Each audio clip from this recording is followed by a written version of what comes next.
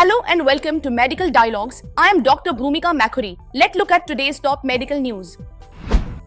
Childhood belly fat patterns may predict heart and metabolic risks by age 10. New research presented at the 2025 European Congress on Obesity reveals that children with progressively increasing waist-to-height ratios from infancy face significantly higher cardiometabolic and cardiovascular risks by the age of 10. The study, part of the Copenhagen Prospective Studies on Asthma in Childhood, is the largest of its kind to track the impact of central obesity trajectories in early life on long-term health outcomes. Researchers followed 700 children from 1 week of age through to 10 years, analyzing waist-to-height ratio patterns and comparing them with a range of biomarkers for heart and metabolic health. The children underwent 14 clinical assessments, and cardiometabolic risk scores were calculated using key indicators including HDL cholesterol, triglycerides, glucose, blood pressure, and insulin resistance (HOMA-IR). The analysis identified 3 distinct waist-to-height ratio trajectories: a stable reference group comprising about 2/3 of the children, a rising then stabilizing group, and a slow rising group, each making up roughly 1 in 6 participants.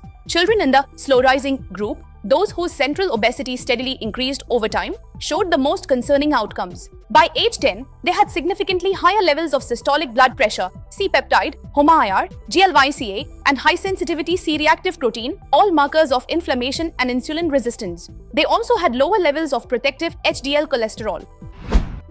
Fatty liver disease triples risk of preterm delivery, study finds. Pregnant women with metabolic dysfunction-associated steatotic liver disease, MASLD, have an increased risk of giving birth prematurely, and the risk increase cannot be explained by obesity, according to a new study from Karolinska Institutet published in the journal Clinical Medicine.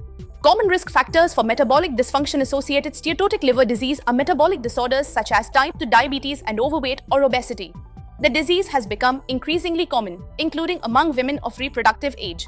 The study is based on Swedish registry data and includes a total of 240 births among women with MASLD and 1140 matched births of women from the general population. Women with MASLD were more than 3 times more likely to give birth prematurely. The risk did not increase with MASLD severity, and the increase in risk persisted even when compared to overweight or obese women without known MASLD. Study reveals junk food ads drive higher calorie intake in children. Exposure to junk food advertising significantly increases calorie consumption among children and adolescents, regardless of the media format or ad content, according to a new randomized crossover trial presented at the 2025 European Congress on Obesity.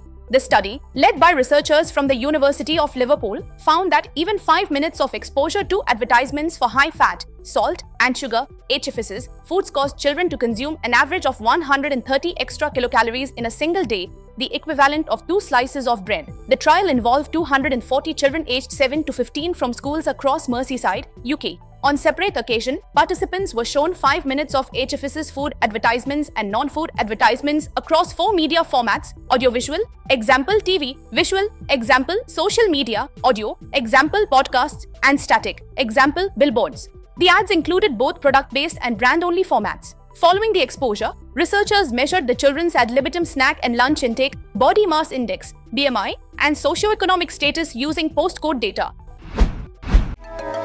Never miss a medical update from Medical Dialogues.